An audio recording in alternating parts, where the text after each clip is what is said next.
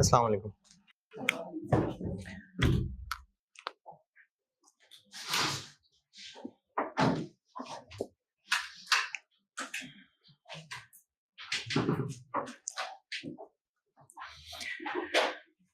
Company ए की अभी इस वक्त वैल्यू है 750 मिलियन और कंपनी टी की अभी वैल्यू है 400 मिलियन।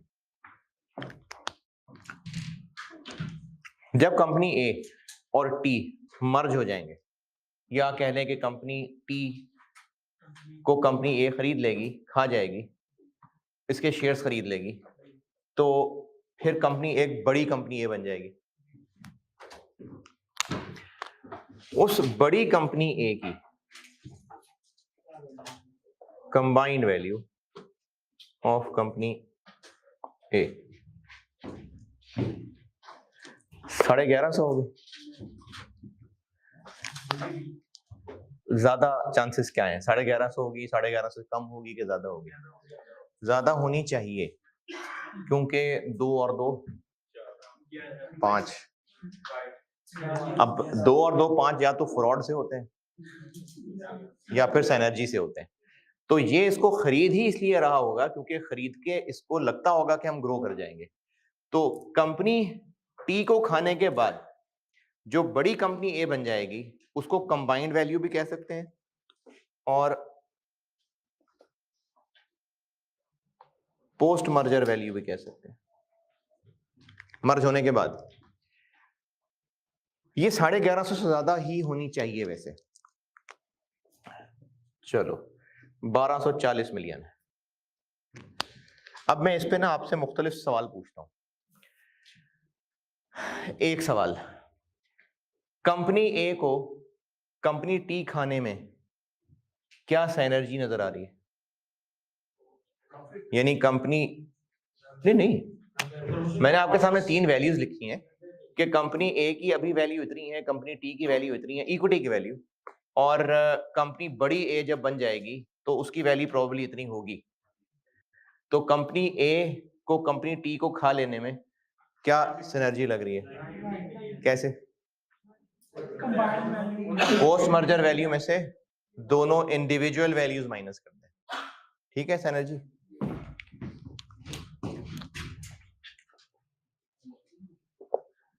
$1240 में से 750 और 400 माइनस कर दें, 90। अच्छा, एक और सवाल, कंपनी ए कंपनी टी को खरीदने के लिए अगर कंपनी टी वाले बहुत नखरे कर रहे हो, मैक्सिमम कितने पैसे देने पे राजी होगा? मैक्सिमम, उससे ज्यादा नहीं। 90 से एक कम। 90 मिलियन देने को तैयार होगा कि 490? क्यों? क्योंकि 400 तो उसकी जायज जायज बनती है। अब कंपनी ए को नजर आ रहा है कि हमें इसको खरीद के 90 का फायदा है, तो चलो थोड़ा महंगा भी खरीद लें तो चलेगा। मैक्सिमम कितना महंगा खरीदने को तैयार हो जाएंगे? 490। तो मैक्सिमम टेक ओवर नहीं, ये तो भी अंदाजा है ना, और बरकत पड़ जाएगी और वैल्यू हो जाएगी। लेकिन अगर इससे महंगा खरीद लेंगे 490 से तो फिर नुकसान है। तो maximum take over price 400 plus 90, यानी इसको कह सकते हैं कि टारगेट की अभी औकात प्लस साइनर्जी। और इसी को एक और तरीके से भी कैलकुलेट कर सकते हैं, 1240 माइनस 750।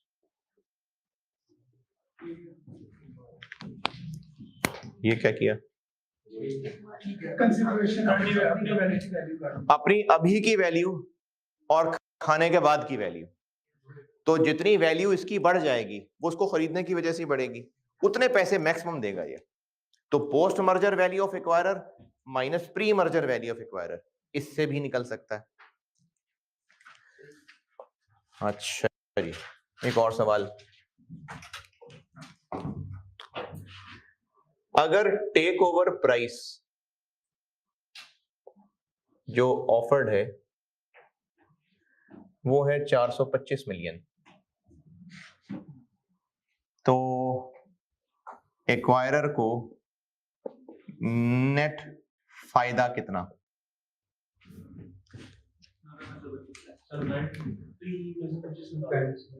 90 में से 25 निकाल लें।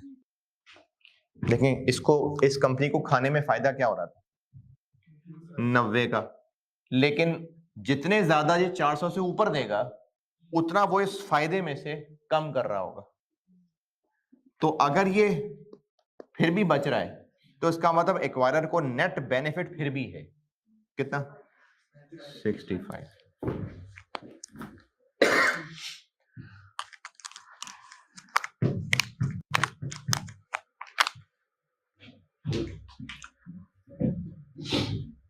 इनमें जो वैल्यूज निकाल के दी हैं इनमें समझने में कोई दिक्कत परेशानी? अब हम उन सवालों पे आ रहे हैं जिसमें आपको सवाल में ना ये बड़ी कंपनी ए की भी वैल्यू निकालनी होगी या पोस्ट मर्जर वैल्यू निकालनी होगी। ये कैसे पहचानेंगे सवाल में, वो आपको मैं हर सवाल के साथ साथ बताऊंगा कि इसमें ये निशानी थी, इस वजह से ये पोस्ट मर्जर वैल्यू निकालनी थी। रहा मसला कि इसकी पोस्ट मर्जर वैल्यू निकालनी कैसे है, तो वही सेम मेथड्स। अगर पीई रेशो मेथड लगाना हो तो कौन सा पैड यूज करेंगे? कंबाइंड।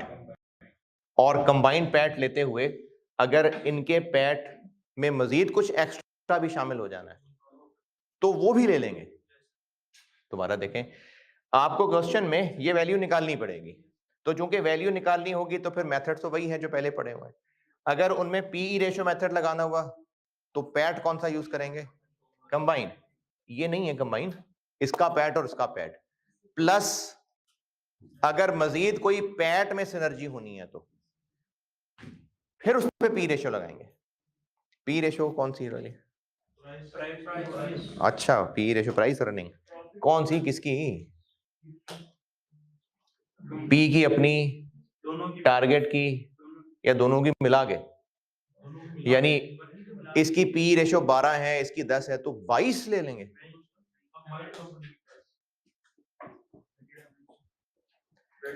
अगर पीई रेशो मेथड लगाना है तो इस कंपनी की वैल्यू निकालते हुए पैट कौन सा लेंगे? कंबाइंड। और अगर उनमें कोई इजाफा होना है तो वो भी। पी रेशो कौन सी लेंगे? इसकी 12 है, इसकी 10 है। तो जो पेरेंट को ठीक लगे, और अगर कुछ नहीं कहा सवाल में तो एक्वायरर वाली पी रेशो लें कि टारगेट वाली? एक्वायरर वाली। कुछ नहीं कहा तो एक्वायरर वाली। अच्छा, और अगर फ्री कैश फ्लो मेथड लगना है तो फ्री कैश फ्लोस क्या होंगे? कंबाइंड। क्योंकि कंबाइंड से मुराद ये है पोस्ट मर्जर। देखें, अगर ये इसको खा लेगा तो जो इसका बिजनेस है और जो इसका बिजनेस है वो दोनों मर्ज हो जाएंगे ना। यानी ये जो अपने ऑपरेशंस कर रहे थे, बस लीगल नाम बदल रहा है, दुकान तो वही होगी, बिजनेस तो वही होगा। तो इसको खाने के बाद इस कंबाइंड एंटिटी या पोस्ट मर्जर ए के जो कैश फ्लोज होंगे, जो उसके अपने होते थे और जो टी के होते थे, वो दोनों कंबाइंड हो जाएंगे। जो ये सेल्स करता था, ये सेल्स करता था, अब इस कंबाइंड एंटिटी की सेल्स दोनों की कंबाइंड हो जाया करेंगी। तो कैश फ्लोज की, अगर कैश फ्लोज वाले मेथड की वैल्यूएशन करनी हुई तो कंबाइंड कैश फ्लोज। और अब इसके लिए डिस्काउंट रेट क्या होगा? अगर free cash flow to firm है तो वैग, free cash flow to equity है तो केई। लेकिन किसका वैग, किसका केई? कंबाइंड। और उसको कंबाइंड कैसे करेंगे, इसके लिए सवाल में गाइडेंस होनी चाहिए। उम्मीद है होगी, नहीं तो कुछ ना कुछ हल निकाल लेंगे, ये प्रैक्टिस से सिखाऊंगा। तो जब सवालों में कंबाइंड वैल्यू निकालनी पड़ी तो वो आपको सवालों से मैं गाइड किया करूंगा कि कैसे पता कि आज से पहले तो हम सिर्फ टारगेट वैल्यू निकालते थे, अब कैसे पता सवाल में कि कंबाइंड निकालनी पड़ेगी। तो वो सवालों के साथ साथ समझाऊंगा। और उसकी निशानियों में ये निशानियां भी हो सकती, यानी सवाल में अगर पूछा हुआ है कि एक्वायरर अगर इसको खरीदेगा तो बताएं सिनर्जी क्या होगी, तो इसका मतलब है कंबाइंड वैल्यू निकालनी है, उसमें से इंडिविजुअल माइनस करनी है, तभी ये निकालेंगे। हो सकता है सवाल वाला पूछे बताएं मैक्सिमम टेक ओवर प्राइस क्या ऑफर करें, तो भी इसका मतलब कंबाइंड निकालनी पड़ेगी। हो सकता है कहा हो कि इतनी प्राइस तय हुई है, अगर वाकई इतने पे खरीद लें तो बताएं इसको फायदा भी है कि नहीं। इस तरह की निशानियां होंगी बहरहाल फिर भी मैं आपको हर सवाल के साथ बताया करूंगा कि इस सवाल में क्यों हम कंबाइंड वैल्यू की तरफ जा रहे हैं।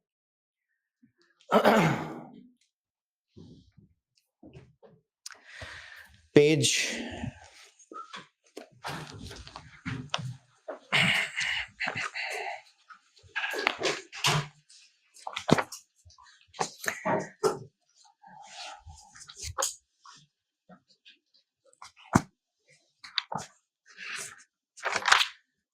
258, पेज 258।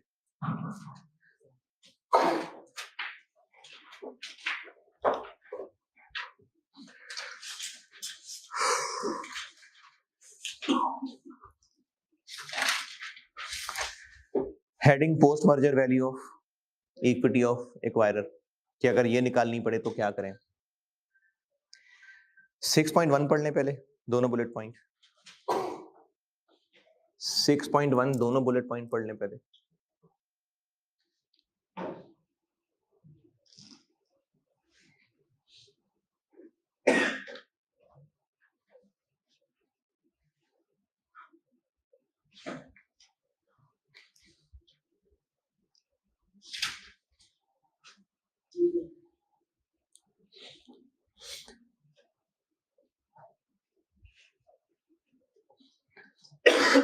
हाँ जी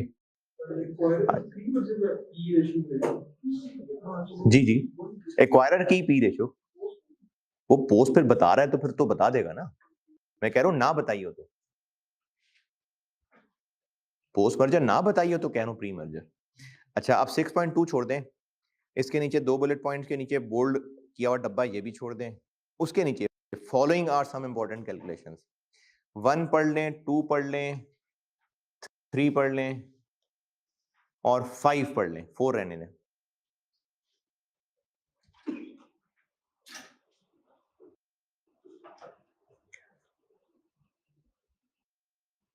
ये यही सब है जो यहां बताया।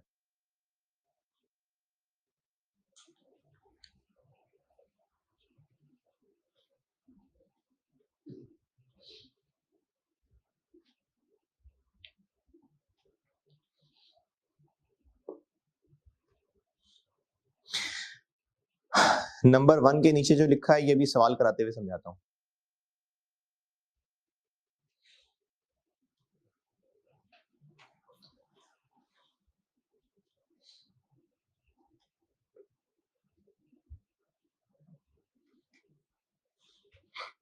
फोर के अलावा 1 2 3 5, ठीक है, यही लिखा हुआ है। चले पहले करते हैं एक एसीसी का सवाल, फिर मैं आपको उसका पाकिस्तानी वर्जन बस जबानी दबानी दिखा दूंगा।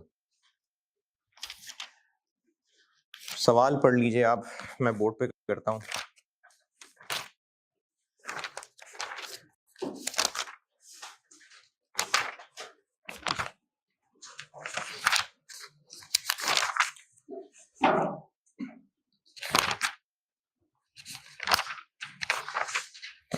Question number 7।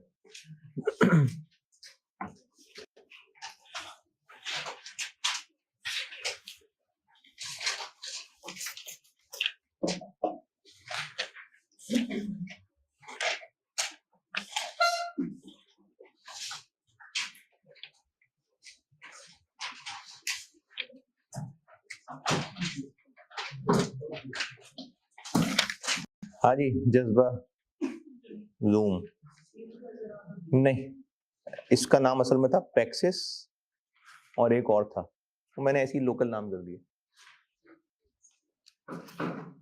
पेरेंट पैक्सिस था और टारगेट का मुझे नाम नहीं याद। पढ़ लीजिए सवाल, मैं करता हूं बोर्ड पे।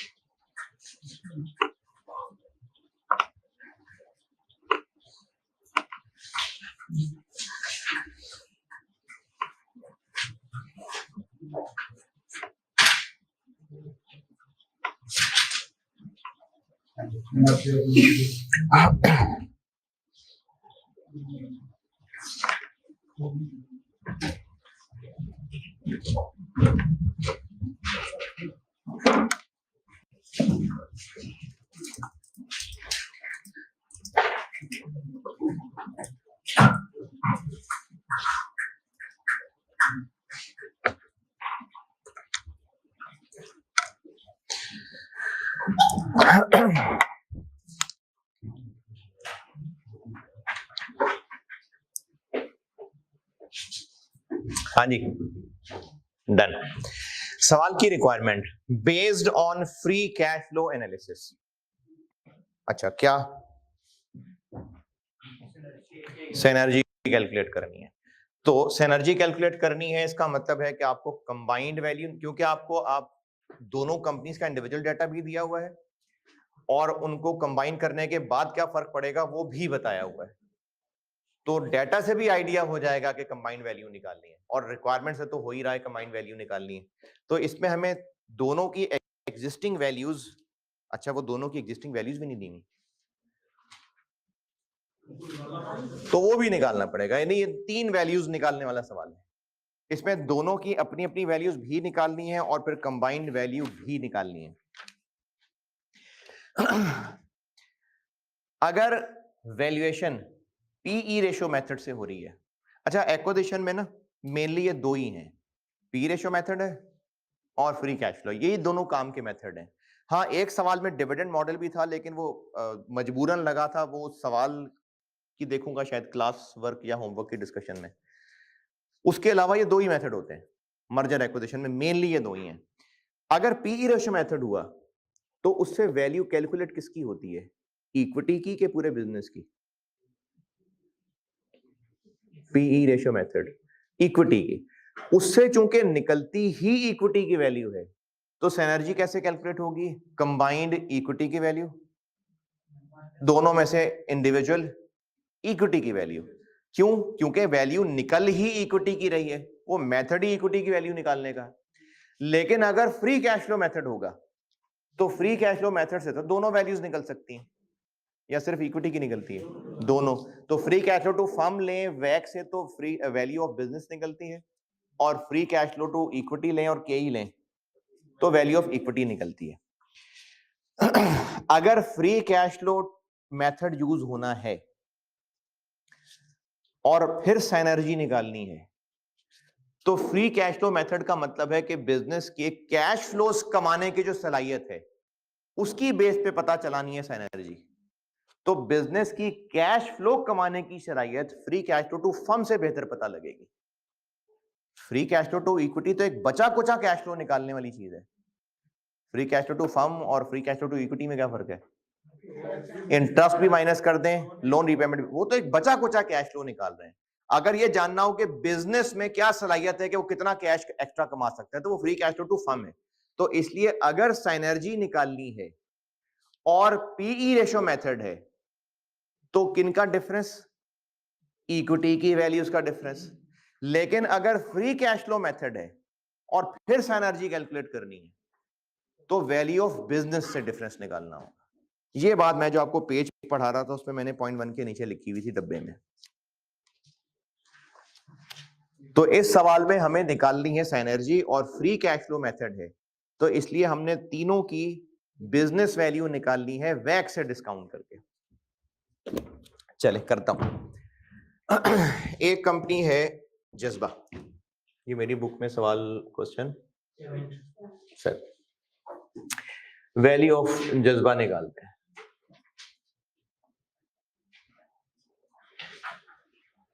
कितने कॉलम बनाऊं और फिर terminal value? 4। Rupees 1000 million thousands. Sales दी हुई है पिछले साल की कितनी? 1 के बाद बहुत सारे 3, और उसके बाद अदर इंफॉर्मेशन में कहा है कि सेल्स बढ़ेंगी 5%, तो LY इंटू 1.05।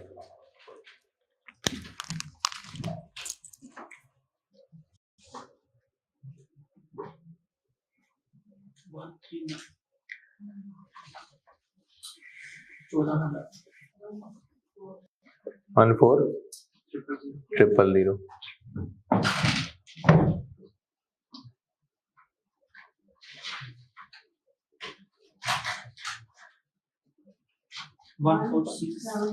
One four 15434। चले जी 5 कर लो। 16206।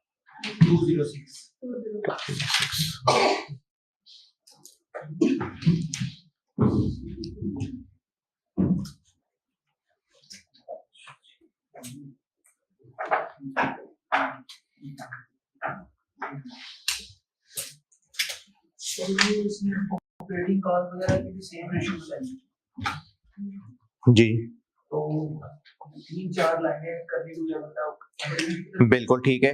हम सेल्स की बजाय ये भी कर सकते हैं कि ऑपरेटिंग एक्सपेंसेस भी उसने कहा है सेम रेशो है, और डेप्रिसिएशन वो भी सेम रेशो है। ये कहाँ लिखा है सेम रेशो है? इंक्लूडिंग डेप्रिसिएशन, अच्छा ठीक है सही। और चूंकि रिप्लेसमेंट इन्वेस्टमेंट क्या चीज है? Replacement investment. हम लोग हर साल में कैपेक्स क्यों लिख रहे होते हैं? वो इन्वेस्टमेंट डिसीजन में तो एक बार 0 पे इन्वेस्ट होता था। वो एक प्रोजेक्ट था, उस पे तो एक ही बार पैसा लगाना था। अब बिजनेस की बात हो रही है, तो बिजनेस तो हर साल ही एसेट्स बेच के खरीद रहा होगा, तो वो कैपेक्स रिप्लेसमेंट एक्सपेंडिचर, तो कैपेक्स भी उसी रेट से ही ग्रो करना है, तो हाँ इसलिए डेप्रिसिएशन भी उसी रेट से ही ग्रो हो रही है। अदरवाइज सिर्फ इंक्लूडिंग डेप्रिसिएशन से ये हल नहीं निकलना, लेकिन कैपेक्स भी उसी रेट से ग्रो होना है, तो इसलिए ठीक है मान लेते हैं कि ऑपरेटिंग कॉस्ट भी डेप्रिसिएशन भी सब उसी रेट से ग्रो करना है। तो बेशक आप सेल्स और ऑपरेटिंग कॉस्ट और डेप्रिसिएशन ना लिखें, सीधा सीधा प्रॉफिट ले लें, ये भी ठीक है। चलो अब सेल्स लिख ही ली है, बाकी भी बता दें। दूसरी कंपनी में ऐसे कर लेंगे, पीबीआईटी निकाल लेंगे। ऑपरेटिंग कॉस्ट अदर वाली के इंक्लूडिंग वाली, अदर ना, क्योंकि डेप्रिसिएशन अलग से दी हुई है तो ये अदर ही है। LY into 1.05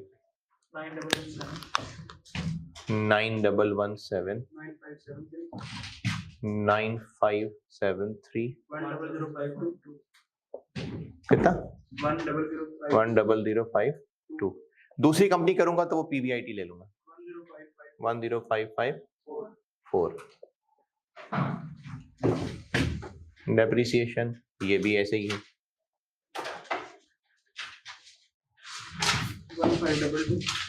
1522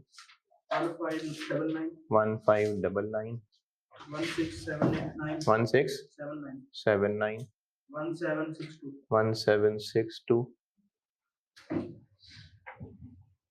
इंटरेस्ट भी लिखूं? नहीं, हम free cash flow to firm बना रहे हैं।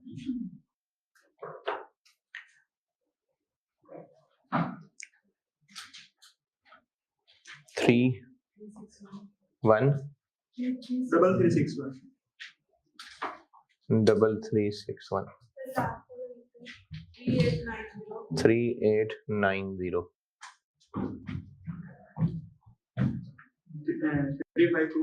कौन सा 3528 3704। इस पे लगा दें टैक्स, कितने परसेंट है?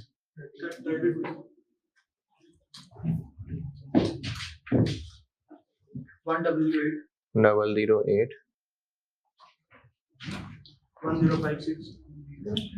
1056 1167 ये वाला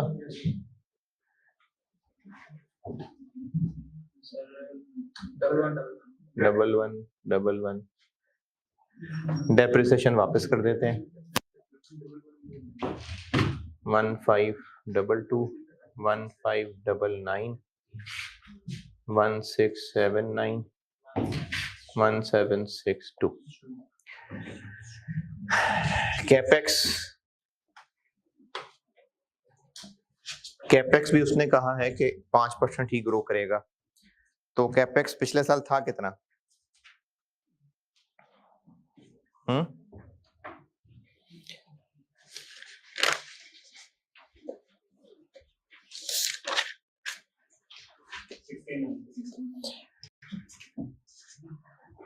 ये कहाँ लिखा है? अदर इंफॉर्मेशन की पहली ही लाइन, अदर इंफॉर्मेशन वाले टेबल की पहली लाइन। तो बढ़ाएं इसको, ये भी ऐसे ही है LY into 1.05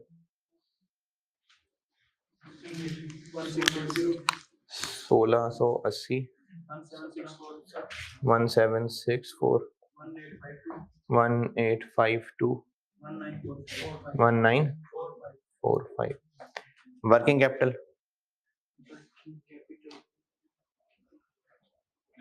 नहीं है।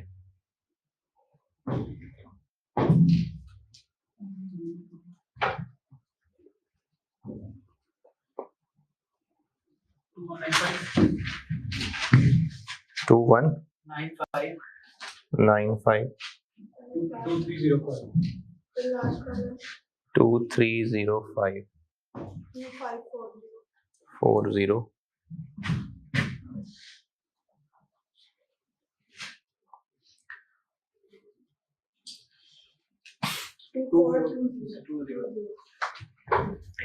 Terminal value. चौथे साल के बाद क्या ग्रो? 4%। तो पहले निकाल लेते हैं इसका वैग।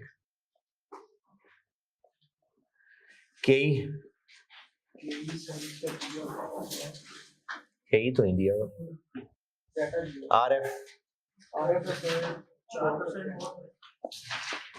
जज्बा का beta, RM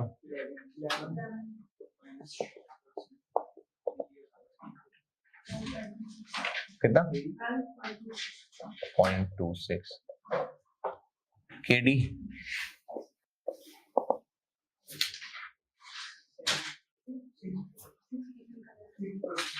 into 0.7, 4.2%, KE KD। और वैक के लिए परसेंटेज बताई हुई है मेरे ख्याल में, तो गेयरिंग तो बताई हुई है, तो KE और इक्विटी है 70% और KD और डेट है 30%।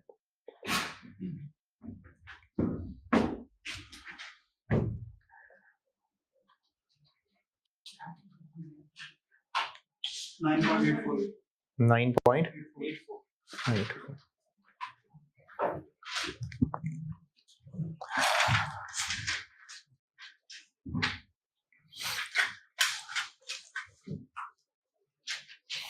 तो टर्मिनल वैल्यू बन जाएगी 2540 इंटू ग्रोथ डिवाइडेड बाय वैक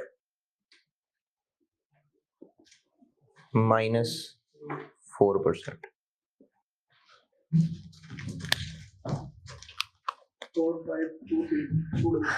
45233।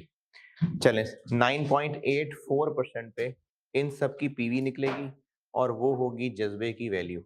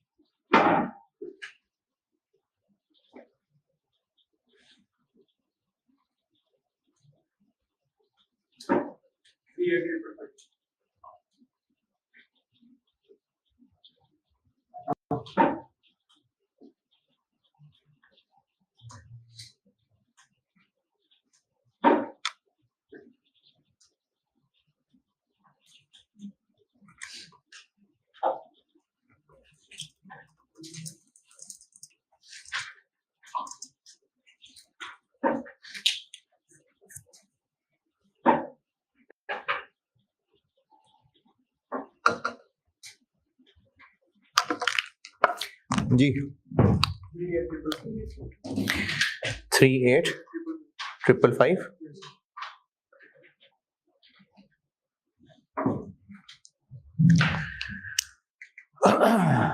इसी तरह जूम कर लेते हैं, इसको नोट करना है तो करें पूरा, फिर जूम बनाता हूं। चलो यहां बना देता हूं वैल्यू ऑफ जोन।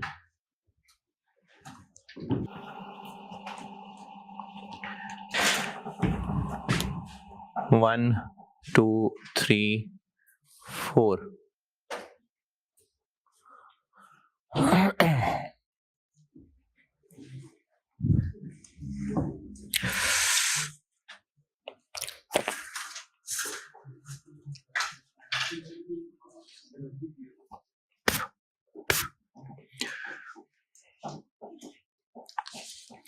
अच्छा, अब इसका ऐसा करते हैं कि पीबीआईटी ले लेते हैं, कोई बात नहीं, ये लाइन बच जाएगी, एक लाइन बचा लेते हैं। पीबीआईटी को ही ग्रो कर लेते हैं, लास्ट ईयर इंटू 1.06 5 3035 है 3233 445 3443 3666 tax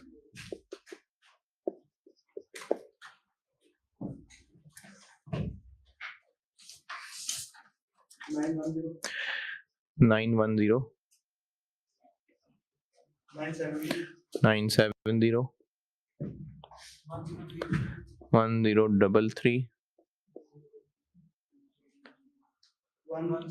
1100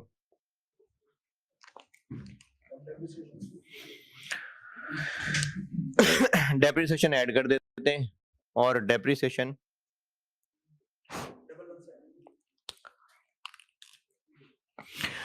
last year into 1.065 1172 1248 1329 1415 capex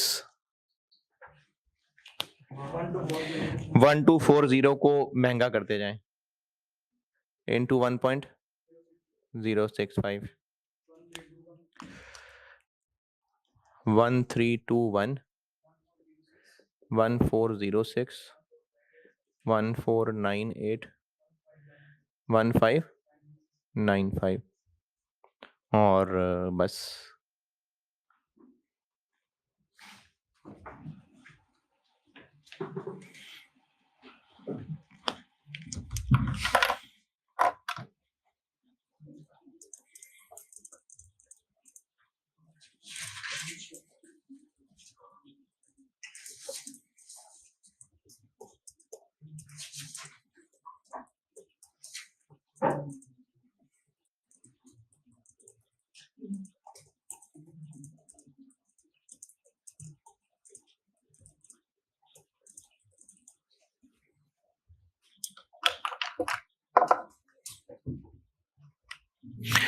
हाँ जी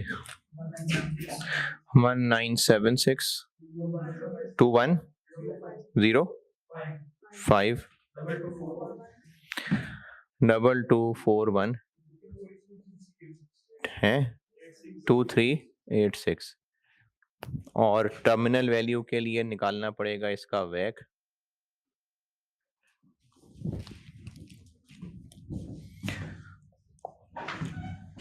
के 4% beta 38 11% minus 4% is equal to 13.66 KD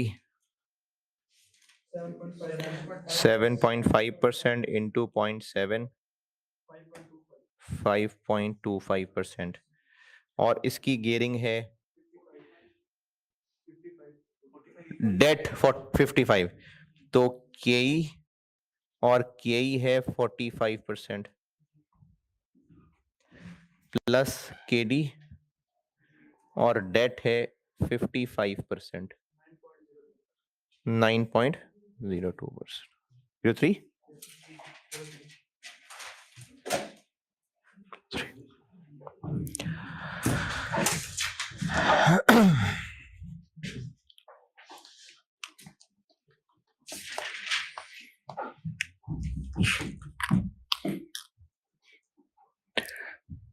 2386 into growth 9.03% minus 5%. 622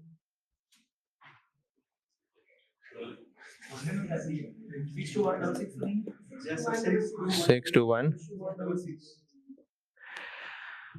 तो इन सब की 9.03% पे वैल्यू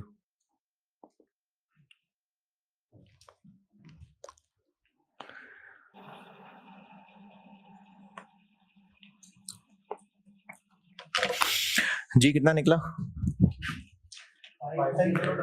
50992।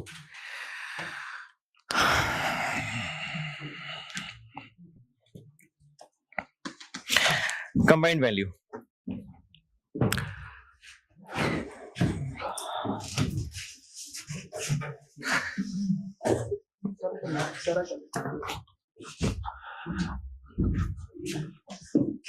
ना ना ना ना ना ये नहीं चले, खैर आप लोगों ने तो किया, ये नोट मिटा दे।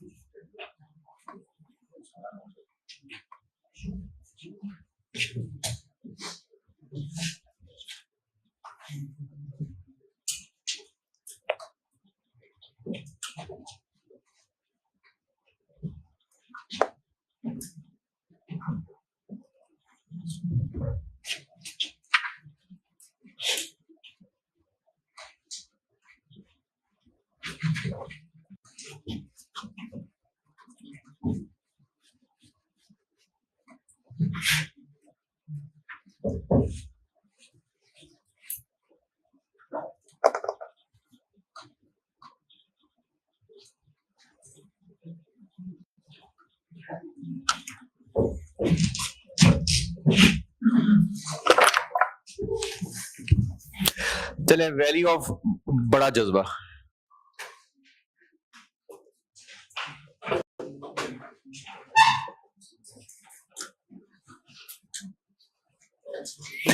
One two three four.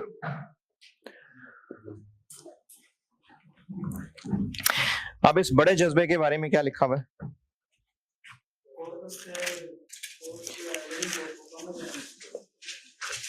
Last paragraph, दूसरा sentence, the growth rate of the combined company is expected to be 6%। बस, किसका ग्रोथ रेट? सेल्स का भी, एक्सपेंसेस का भी, डेप्शन का भी, कैपेक्स का भी, क्योंकि उसने कहा बस growth rate of combined company 6% है। तो जैसे पहले एक पे सब पे 5% लग रहा था, एक पे सब पे 6.5% लग रहा था, तो कंबाइंड पे सब पे 6% लग जाएगा। सेल्स कैसे कैलकुलेट करें? कंबाइंड पे 6% लगाने का मतलब है कि जो अभी इस वक्त इस साल इनकी सेल्स थी, अगर उनको मिला ले फिर उसको 6% बढ़ाए, तो ये मतलब है कंबाइंड की ग्रोथ 6% का, कि दोनों की गिवन सेल्स मिला ले और उनको 6% पे ग्रो कर दें। नहीं नहीं, बिल्कुल नहीं, बिल्कुल भी नहीं। सेल्स कॉस्ट कम हो रही है, इसलिए अब पीबीआईटी नहीं लेना।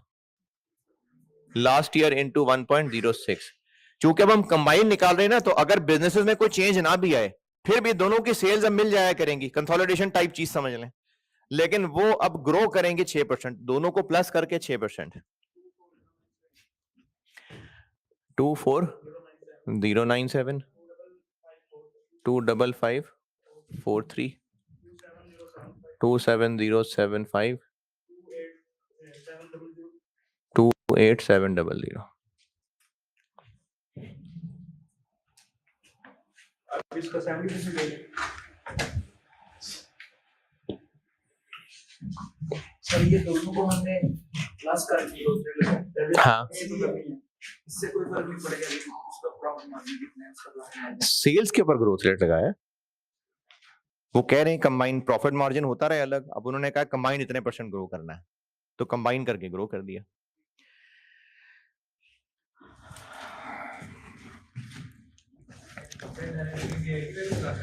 है? नहीं नहीं नहीं, बिल्कुल नहीं, क्योंकि कॉस्ट चेंज हो रही है। लास्ट पैराग्राफ, पहला सेंटेंस, यानी पहली 1.5 लाइन, जज्बा की ऑपरेटिंग कॉस्ट बताएं जो गिवन है 8683, डेप्रीसिएशन बताएं 1450, जूम की 5450 1100।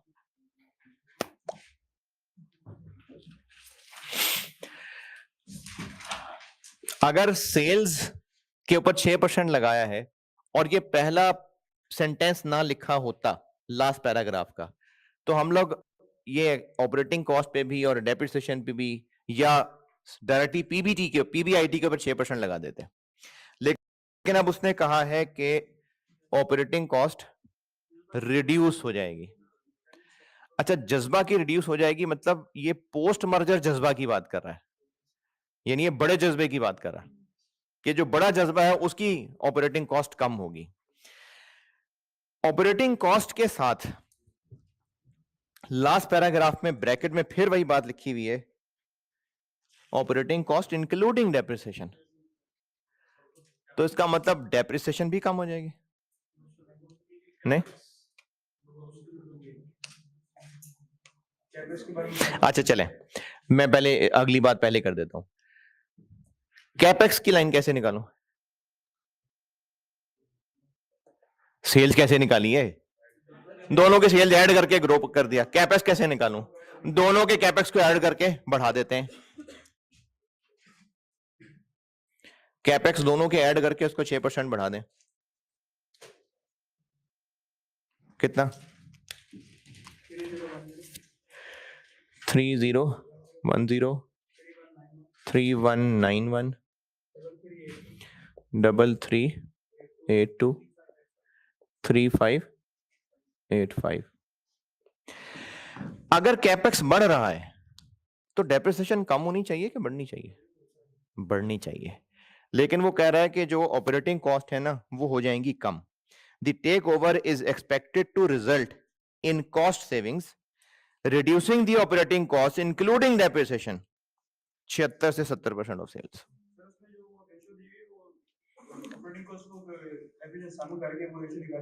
वो टोटल जो है वो कॉस्ट कम होगी। डेप्शन नहीं कम होगी। ऑपरेटिंग कॉस्ट इंक्लूडिंग डेप्शन कम हो जाएगी, तो उसका मतलब डेप्रिसिएशन भी कम हो जाएगी? नहीं। देखिए, अगर किसी कंपनी के बारे में कहा जाए, किसी कंपनी की बात कर रहा हूं, कि उसके एक्सपेंसेस 10% कम हो गए क्योंकि कुछ बिल्डिंग्स उन्होंने किराए पे ली हुई थी वो छोड़ दी, तो इसलिए उस बिजनेस के खर्चे 10% कम हो गए, उस बिजनेस की कॉस्ट 10% कम हो गई। इसका मतलब सैलरीज भी 10% कम हो गई और स्टेशनरी भी 10% कम हो गई और बिजली भी 10। रेंट खत्म होने से टोटल के ऊपर फर्क ये पड़ा कि 10% कम हो गया। ये जो जज्बा इधर बल्कि मैंने लिखा ही हुआ है, जज्बा का ये जो टोटल खर्चा था कितना? 10133। ये देखिए जज्बा की सेल्स 13, ये इसका कितने परसेंट है? ये 76% है। नहीं जूम नहीं, जज्बा की बात कर रहा हूं, जूम को रहने दे, जज्बे की बात कर रहा हूं। जज्बा की जो ऑपरेटिंग कॉस्ट थी वो अभी ये मैंने सारी वो फिगर लिए जो गिवन है, ये इसका 76% है। सादी फिगर लेके एक बात समझाता हूं। अगर सेल्स 100 हैं और ऑपरेटिंग कॉस्ट डेप्रिसिएशन ऐसी खुद ही फिगर ले रहा हूं 20 है और अदर कॉस्ट 56 है, तो ये इसका कितने परसेंट है? 76।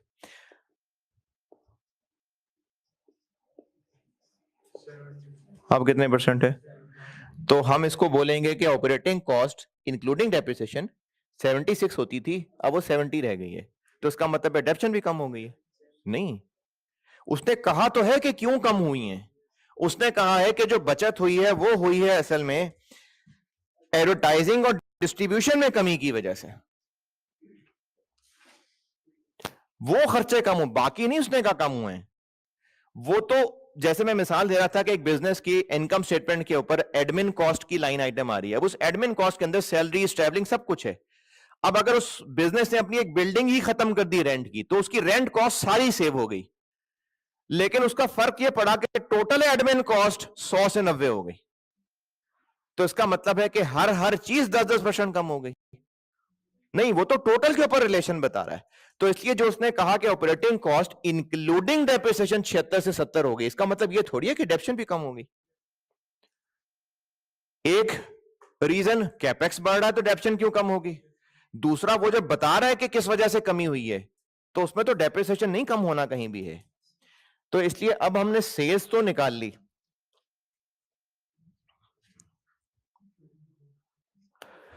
अब हम ऐसा करते हैं कि पीबीआईटी सेल्स का 30% ले लेते हैं।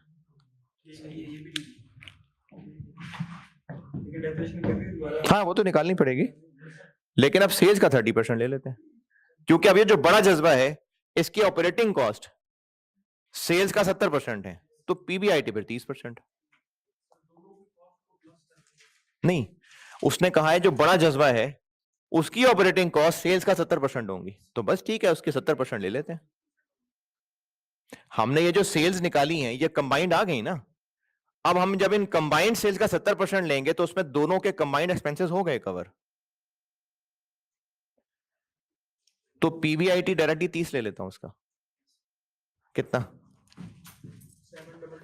7229 7663 8122 8123 लें जी 23 कर लें 8610। अब लगाएं टैक्स 30% है 2169 2299 2437 2583 और डेप्रिसिएशन ऐड बैक कर देते हैं। और डेप्रिसिएशन कैसे निकलेगी, कैपेक्स कैसे निकला, तो बस डेप्रिसिएशन भी ऐसे ही निकलेगी।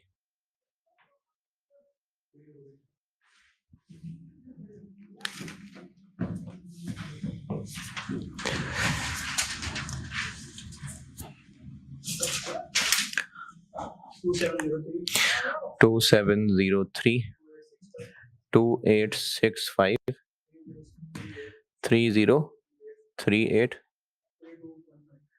3219।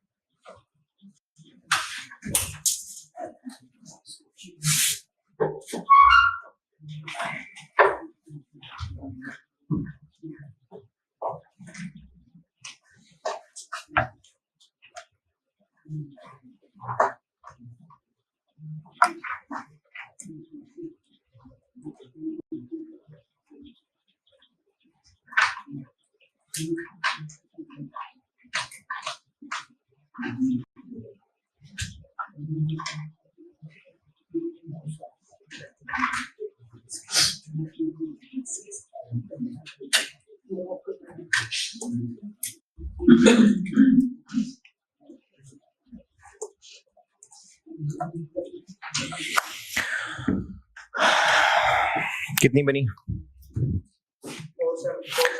4753 5038 5342 5661.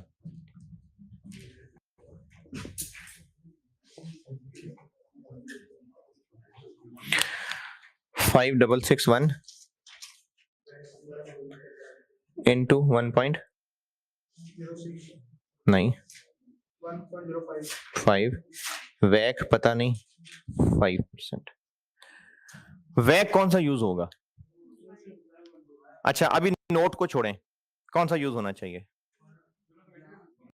कंबाइंड. कंबाइंड. अच्छा अब जो कंबाइंड होगा ना वैक, वो कंबाइंड वैक ऐसे होना चाहिए कि दोनों के डेट्स भी जिंदा रहेंगे, तो दोनों के केडीज, और दोनों की इक्विटी तो है ही है, बल्कि दोनों की इक्विटी क्या, जज्बा की इक्विटी है, लेकिन दोनों के अलग अलग रिस्क्स हैं. तो फिर के ही निकलना चाहिए कैपम से. उस कैपम में बीटा कंबाइंड होना चाहिए. कंबाइंड बीटा का मतलब है जिसमें दोनों के बिजनेस रिस्क रिफ्लेक्टेड हो. लेकिन बिजनेस रिस्क रिफ्लेक्ट करने के लिए दोनों के अपने अपने एसेट बीटास को ऐड कर दें. दोबारा सुने, हमें इनकी डिस्काउंटिंग करने के लिए कंबाइंड वैक लेना चाहिए, और उस कंबाइंड वैक निकालने के लिए कैपम के अंदर बीटा जज्बा का कि जूम का कंबाइंड, उस कंबाइंड बीटा के अंदर दोनों रिस्क रिफ्लेक्टेड होने चाहिए. यानी ऐसा होना चाहिए फिर कि कोई एक कंबाइंड एसेट बीटा हो, उससे फिर कंबाइंड इक्विटी बीटा बने, उससे फिर कंबाइंड केई बने, फिर जाके कंबाइंड वैक बने, फिर जाके कंबाइंड वैल्यू निकलेगी. क्या जी? क्या प्रोजेक्ट बेस्ड? क्या, कैसे? अब ये कंबाइंड वैल्यू है ना, ये सिर्फ टारगेट नहीं है, ये कंबाइंड वैल्यू है. इसमें जज्बा जूम दोनों मिक्स हैं. बेशक ये बड़ा जज्बा है, लेकिन एक्चुअली जूम भी साथ मर्ज हो गया हुआ है. तो फिर इसकी डिस्काउंटिंग कंबाइंड वैक पे होनी चाहिए ना. कंबाइंड वैक निकालने के लिए दोनों के केडीज ले लेंगे और केई निकालेंगे कैपम से. उसमें बीटा कंबाइंड रिस्क रिफ्लेक्टेड होना चाहिए, और कंबाइंड एसेट बीटा में गेयरिंग एडजस्ट करेंगे तो इक्विटी बीटा बनेगा, केई बनेगा, वैक निकलेगा, तो कंबाइंड वैल्यू निकलेगी जाके. है क्या हुआ? गेयरिंग अगर तो कोई कंबाइंड है तो फिर कंबाइंड, वरना अगर ये आइडिया मिल जाएगा सवाल में कि गेयरिंग कौन सी होगी, पोस्ट मर्जर गेयरिंग, क्या मर्जर के बाद क्या चीज बन जाएगी. कंबाइंड एसिड बीटा कैसे निकलेगा? दोनों बीटास का वेटेड एवरेज. अच्छा ये मैंने आपको कुछ अर्सा पहले ये बात शायद कही थी कि पोर्टफोलियो का बीटा कैसे निकलेगा. सब अंदर के शेयर्स के बीटास का वेटेड एवरेज. फिर उसके बाद एक बात समझाई थी कि अगर एक बिजनेस दो तरह के काम करता हो तो उस बिजनेस का एसिड बीटा कैसे निकलेगा. उन दोनों कामों का वेटेड एवरेज, उन दोनों कामों के एसिड बीटास का वेटेड एवरेज. वेट किस वैल्यू को बेस बना के निकलेगा? कि हम अगर कह रहे हैं कि कंबाइंड एसिड बीटा दोनों एसिड बीटास का वेटेड एवरेज होगा, तो उस वेटेड एवरेज निकालने के लिए जो वेट होगा वो होगा कि कंबाइंड वैल्यू में कितना पोर्शन जज्बा का, कितना पोर्शन जूम का इक्विटी के अंदर. दोबारा, एसेट बीटा जज्बा का और है, जूम का और है. कंबाइंड एसिड बीटा होना चाहिए दोनों का वेटेड एवरेज, और दोनों के वेटेड एवरेज के लिए वेट क्या यूज होना चाहिए कि कंबाइंड वैल्यू में जज्बा की वैल्यू का पोर्शन कितना और जूम की वैल्यू का पोर्शन कितना? नहीं समझ आ रही बात, बस खत्म कर रहा हूं बात, लेकिन समेटू तो सही ना। वेटेड एवरेज एसिड बीटा कैसे निकालें? दोनों के एसिड बीटास का वेटेड एवरेज। कोई भी वैक कैसे निकलता है? के इंटू क्या? के इक्विटी प्लस डेट में से इक्विटी कितनी है? K D into equity plus debt में से डेट कितना है? ये वेटेड एवरेज निकलता है। तो अगर हमने एसिड बीटा निकालना है कंबाइंड, तो उस कंबाइंड एसिड बीटा को निकालने का तरीका यह होगा कि जज्बा का एसिड बीटा कितना है और जूम का एसिड बीटा कितना है, और कंबाइंड वैल्यू ऑफ इक्विटी में से जज्बा वाली वैल्यू कितनी बनती है और जूम वाला वेट क्या बनता है। कंबाइंड वैल्यू ऑफ इक्विटी किधर है? अरे वही तो हम निकालने की कोशिश कर रहे हैं, हम वही तो निकालने की कोशिश कर रहे हैं। वो निकलेगी तो कंबाइंड एसिड बीटा निकलेगा।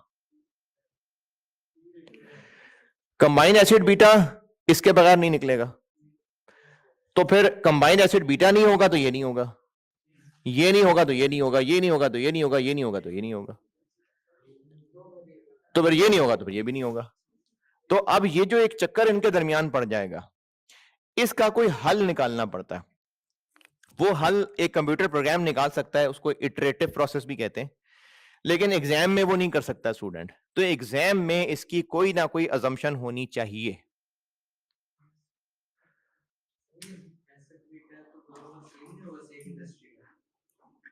किसने कहा है दोनों बिल्कुल सेम इंडस्ट्री हैं? अच्छा बिल्कुल ठीक है, लेकिन जो इनके एसिड बीटाज हैं वो पहली लाइन में उसने चलो कह दिया जो कह दिया, इसी वजह से ना इस सवाल के अंदर जरूरत नहीं पड़ रही है, इस सवाल में जरूरत नहीं पड़ी। मैं आपको वैसे एक बात सिखा रहा हूं कि कंबाइंड एसिड बीटा इस तरह निकलेगा।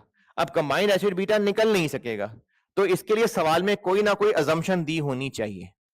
इस सवाल की बात नहीं कर रहा, वैसे कह रहा हूं, कोई ना कोई अजम्पशन दी होनी चाहिए। नहीं, अभी मैं इस सवाल की बात नहीं कर रहा। कंबाइंड वैल्यू क्या, वैक निकालने के लिए के कंबाइंड बीटा से निकलेगा, combined beta acid beta combined से निकलेगा, और combined acid beta combined value निकाले बगैर नहीं हो सकता। तो कोई ना कोई अजम्पशन सवाल में होनी चाहिए। अजम्पशन ना हो तो क्या करें, ये भी सवालों के साथ साथ सीखेंगे। अभी आपको ना एक सवाल होमवर्क दे रहा हूं, ये मैं कर रहा हूं पूरा, ये मैं कर रहा हूं पूरा। एक सवाल होमवर्क है, वो भी ACCA का, करना जरूर है यार, क्योंकि उसमें आपको ये कंबाइंड करना, उसमें प्रैक्टिस होगा असल में। एक सवाल वो है क्वेश्चन नंबर 13 जी, क्वेश्चन नंबर 13 बिग कंपनी के नाम से। इसकी रिक्वायरमेंट 2 रहने दीजिएगा, वो मैं बताऊंगा, बस 1 करनी है आपने। क्वेश्चन नंबर 13 बिग कंपनी के नाम से है, ACCA का सवाल है ये, और इसमें वो पॉइंट था कि डेप्रिसिएशन और कैपेक्स बराबर है, वो जो भी जून 21 में बता रहा था, इसमें वो पॉइंट था। तो ये सवाल करना है आपने, और इसमें ये कंबाइंड एसिड बीटा निकालने के लिए अजम्पशन दी हुई है, वो आप करेंगे कंबाइंड एसिड बीटा कंबाइंड के ही, तो उसकी अच्छी प्रैक्टिस के लिए सवाल है, कर लीजिएगा यार। तो ये चूंकि बगैर अजम्पशन के नहीं निकल सकता, तो यकीनन सवाल में कोई ना कोई अजम्पशन होनी चाहिए। उसकी प्रैक्टिस के लिए आपको मैंने ये क्वेश्चन 13 दिया। अब इस सवाल पे वापस आते हैं।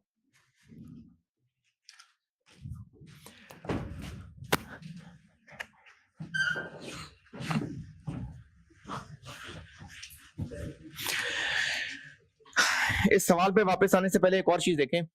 अगर कंपनी एक्वायरर टारगेट के शेयर होल्डर्स को कहती है कि हम आपको एक शेयर के बदले 15 रुपए कैश देंगे, तो एक शेयर की प्राइस हम क्या लगा रहे हैं, 15 रुपए, ये तो स्ट्रेट फॉरवर्ड है। लेकिन अगर एक्वायरर कंपनी कहती है कि हम आपके शेयर के बदले अपने शेयर्स देंगे, और वो देंगे 2 for 5, अगर एक्वायरर, अगर आपने कंसोलिडेशन पढ़ी है रिसेंटली तो इसको शायद आप बेहतर तरीके से कर सकें। एक्वायरर के एक शेयर की प्राइस इस वक्त 40 रुपए है और टारगेट के एक शेयर की प्राइस इस वक्त 15 रुपए है। तो एक्वायरर ने कहा है कि हम आपके 5 शेयर्स के बदले अपने 2 शेयर इशू कर देंगे आपको। ये बताएं कि हम टारगेट का एक शेयर कितने में खरीद रहे हैं। दोबारा, टारगेट को कहा है जिसका शेयर अभी इस वक्त इतने का है, एक्वायरर का शेयर अभी इस वक्त इतने का है। एक्वायरर ने कहा है कि हम आपको 2 for 5 ऑफर करते हैं, आपके 5 के बदले अपने 2 शेयर इशू कर देंगे। तो हम इफेक्टिवली टारगेट का एक शेयर कितनी कीमत दे लगा रहे हैं। कैसे?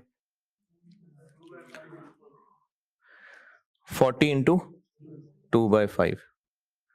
लेकिन क्यों, ये तो रट्टा सही हो गया बस के नहीं। हाँ, हम ना उसको ये कह रहे हैं कि तुम्हारे 5 शेयर्स के बदले हम अपने 2 शेयर्स दे रहे हैं, यानी हमारी नजर में उसके 5 शेयर्स की जो वैल्यू बनती है वो हमारी नजर में हमारे 2 शेयर्स की वैल्यू है। यानी हम उसके 5 शेयर्स की जो कीमत लगा रहे हैं हमारी नजर में वो टोटल अमाउंट हमारे 2 शेयर्स के बराबर है। तो ये कैसे निकालें? तो अगर शेयर एक्सचेंज है तो फिर उसकी शेयर की हम क्या प्राइस लगा रहे हैं? अपनी प्राइस मल्टीप्लाई बाय जो एक्सचेंज रेशियो दे रहे हैं। वो जो मैंने उस वक्त पेज 258 पे 0.4 कहा था ना पढ़े, उसके अलावा 1 2 3 5 पढ़ लें। 4 में मैंने ये लिखा हुआ है 4 में यही बात लिखी हुई है। अच्छा, इसका आंसर क्या आ गया? 16। जब दुनिया वालों को यह पता चलेगा कि टी के एक शेयर को रेट 16 रुपए लग गया हुआ है, यानी जो आज इसका शेयर होल्डर टी का बनेगा उसके शेयर का रेट 16 रुपए लग गया हुआ है। जब दुनिया वालों को बात पता चलेगी तो मार्केट में टी का शेयर कितने का बिकने लग जाएगा? 16 का। जब ये खबर ब्रेक होगी ना तो टी का एक शेयर 15 की बजाय 16 का बिकने लग जाएगा, क्योंकि इतना रेट लग गया हुआ है इसको।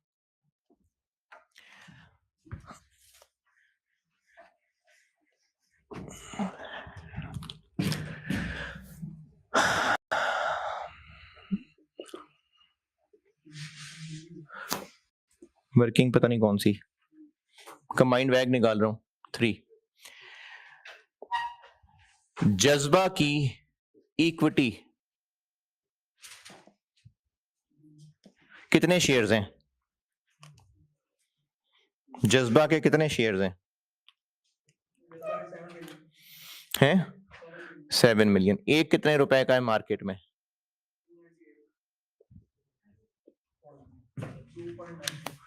कितनी टोटल बनी? हाँ ना, तो 0.9 कर लिया ना, 20.86।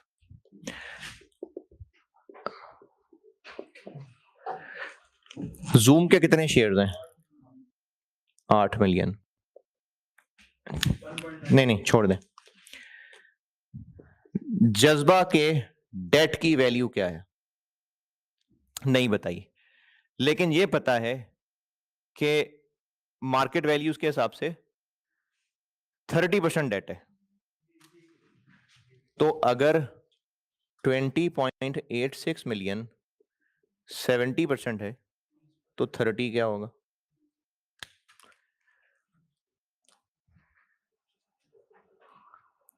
ये मैं क्या कर रहा हूं ये समझाता हूं, पहले वैल्यूज कैलकुलेट कर दें मुझे। 8.94। जूम का डेट, जूम की इक्विटी कितनी है? 8 मिलियन शेयर्स। एक कितने का? 1. ये जूम की इक्विटी की एग्जिस्टिंग वैल्यू आ गई। और जूम में डेट कितना है? तो ये ठीक है। जूम की अभी इक्विटी इतनी है तो ये 45 है, तो डेट कितना है? 18.77। जज्बा का केई निकाल चुके हुए हैं 12.26, जूम का केई निकाल चुके हुए हैं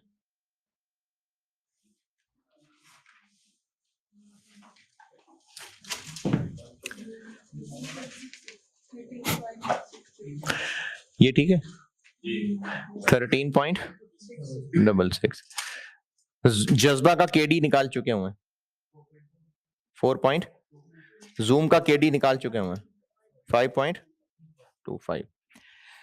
अभी इस वक्त मैंने लिख दिया हुआ है इनकी इक्विटी और डेट की वैल्यूज और इनके केई और केडी। जूम वाले जज्बा वाले जूम को क्या ऑफर कर रहे हैं कि हम आपका शेयर कितने में खरीदेंगे? पहली लाइन में लिखा हुआ है कि वो उनको कह रहे हैं कि हम आपके 5 के बदले अपने 4 शेयर्स देने को तैयार हैं। तो हम क्या कीमत लगा रहे हैं उनको? 2.98 इंटू 4/5। ये दोबारा देखें, जज्बा कह रहा है कि आपके 5 के बदले अपने 4 शेयर्स देने को तैयार हैं। तो इफेक्टिवली हम जूम का शेयर कितनी प्राइस लगा रहे हैं? ये जज्बा की शेयर प्राइस इंटू 4/5 ना, ये बताया था अभी कितना 2.38। हम उसके शेयर की इतनी वैल्यू लगा रहे हैं। ये खबर जब दुनिया वालों को पता चलेगी तो ये शेयर जो अभी 1.92 पे बिक रहा है वो 2.38 पे आ जाएगा। 2.38। और ये कैसे निकला? ये ऐसे निकला कि 2.98 इंटू 4/5 2.38। इसका आंसर बताएं। 19 अब आपके पास ये वैल्यूज हैं और ये कॉस्ट्स हैं, वैक निकल सकता है, ठीक है। अच्छा, अब आपको अंग्रेजी समझाता हूं। रिक्वायरमेंट पे आए, उसके नीचे वाला नोट पढ़ें।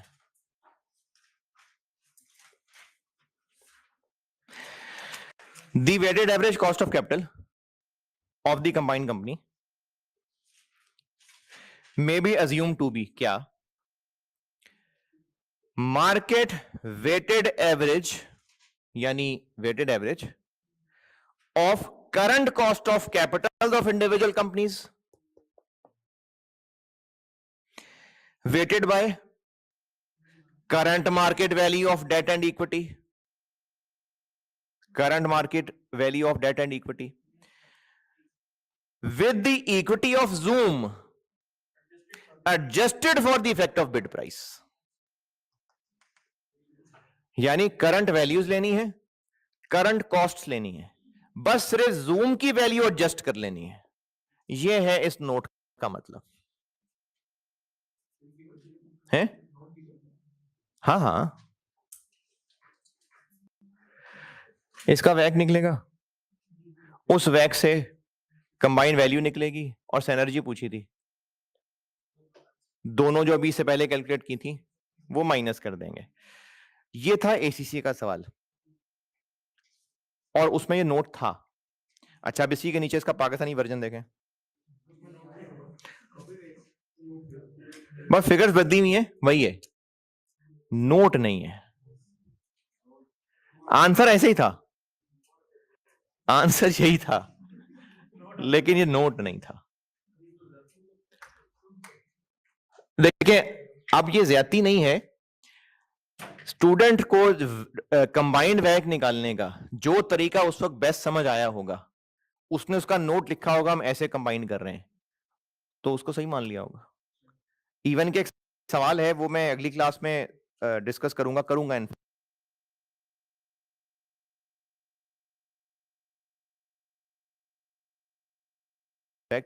उसमें लिखा हुआ है कि आप कंबाइंड वैक निकालें और जो अजम्पशन यूज करनी है वो बता दें।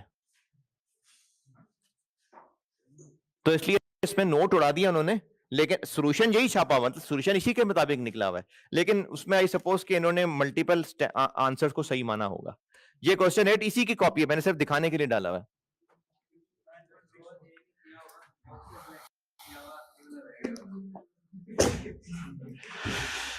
चलें ठीक है जी, अल्लाह हाफिज।